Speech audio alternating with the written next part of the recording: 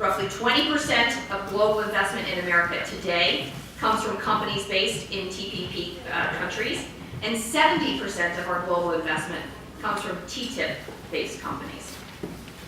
Taking into account the long-run contributions of fully phased-in agreements scaled to the 2012 economy, our study showed the Trans-Pacific Partnership alone would increase global investment in the United States by $20 billion.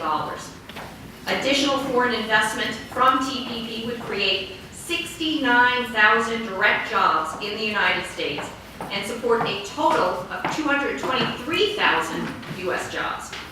The U.S. manufacturing sector would be the biggest winner from increased foreign direct investment, supporting nearly 52,000 U.S. manufacturing jobs. And all 50 states would see positive employment contributions based on increased global investment. The top winners, California, Texas, New York, Florida, and Pennsylvania, would see the largest employment contributions. California would see an additional 26,000 foreign investment supported jobs. Texas would get 19,000. New York, 16,000. Florida, 12,000. And Pennsylvania, an additional 10,000 foreign investment supported jobs. For anyone interested in seeing what TPP will mean for foreign direct investment in a specific state, as well as TTIP, I encourage you to go see our full report, which I have here, which is available at ofii.org/trade.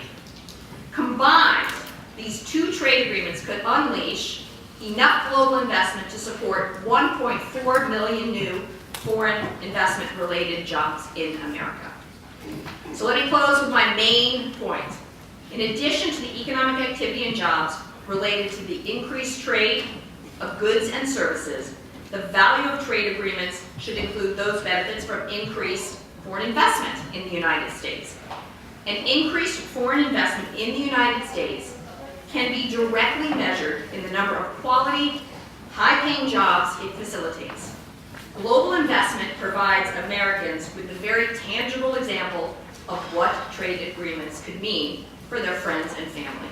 Better pay and benefits than the economy-wide average from a company that is heavily invested in sustainably operating in the community they call home.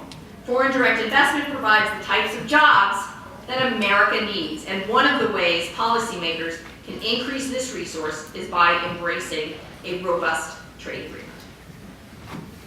Particularly causing a lot of political controversy in Germany and other European countries. From your perspective as the head of OFI, now the U.S. has never actually lost, there's only been a few cases brought against the U.S. The U.S. has never actually lost a case. But what's your perspective, and some of your members' perspective on the importance of ISDS, and I guess what's your sense of why is there such a controversy around it?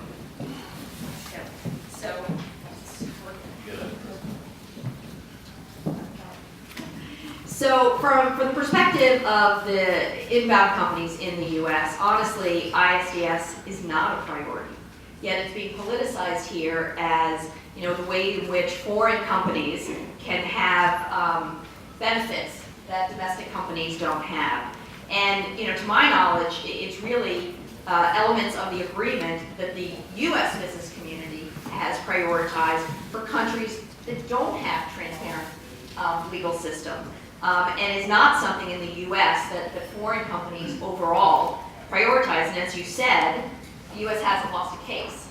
So, you know, one of the things that we want to ensure that policymakers understand is not a priority for inbound investment.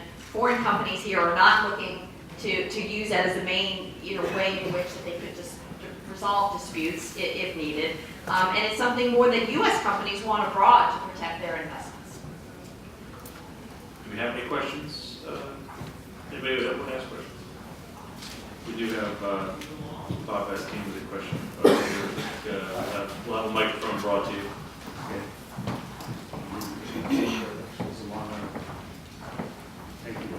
Bob Bastine, Georgetown Center for Business and Public Policy. Services walk. So, you know, there's a lot better data about trading goods and investment and related investment than there is about services. So in your study, did you include the benefits to the services sector from increased foreign investment, direct foreign investment? It includes the economy overall. It's not just manufacturing, absolutely. So when you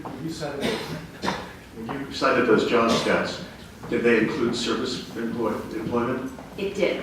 It did. But foreign investment is highly concentrated in the manufacturing sector as it is. As I mentioned, it represents the bulk of the jobs in the United States, supported by foreign investment. So therefore, the benefits from additional foreign investment will fall to the manufacturing sector. So it's only because current foreign investment is heavily concentrated in the manufacturing sector. Tell me about insurance. Do you break down in your study? Do you break down companies by sector, investment by sector? We do. Yep, absolutely. So I should look insurance is part of it. Yep, I'm Okay. happy to give you a copy. Thank you very much. Right here. Yeah.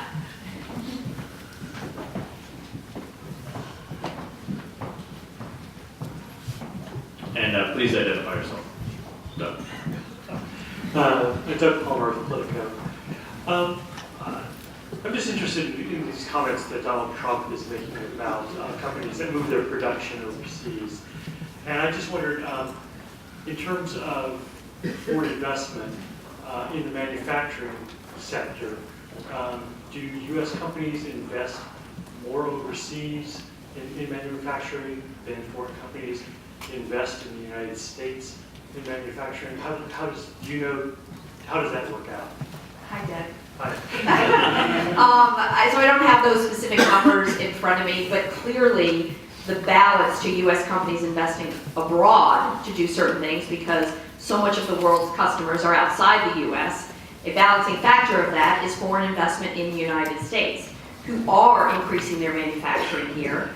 And so, it's part of the other side of the coin, and the benefits of having an open market, an open investment system. And that flip side of the coin is often not focused on, not only in trade agreements, but also in concern about U.S. companies investing abroad. Sometimes left out of the equation is the Toyota investment in the United States, Siemens' large investment in the United States. And so those are some of the things that we're trying to highlight. Right. I mean, you deal with companies that are from countries all around the world. Is there the same sort of rhetoric, like, say, for example, in Japan, or when they make an investment in the United States, do their politicians complain that jobs are being shipped to the U.S., or is that something that you just mainly see here in the United States? And I think that, so insourcing is outsourcing depending on where you're sitting, right? And so I think depending on the country, there's more of that than in other countries. Novartis moved its worldwide R&D facility from Basel, Switzerland to Cambridge, Massachusetts. So Massachusetts was extremely pleased about it, but Basel lost a major facility. So, this is part of the dynamics of a global economy. So I think that the politics today are definitely getting a bit more overall isolationist, concern about the home countries investing abroad, as well as sometimes concern about non-domestic companies investing or acquiring existing domestic entities.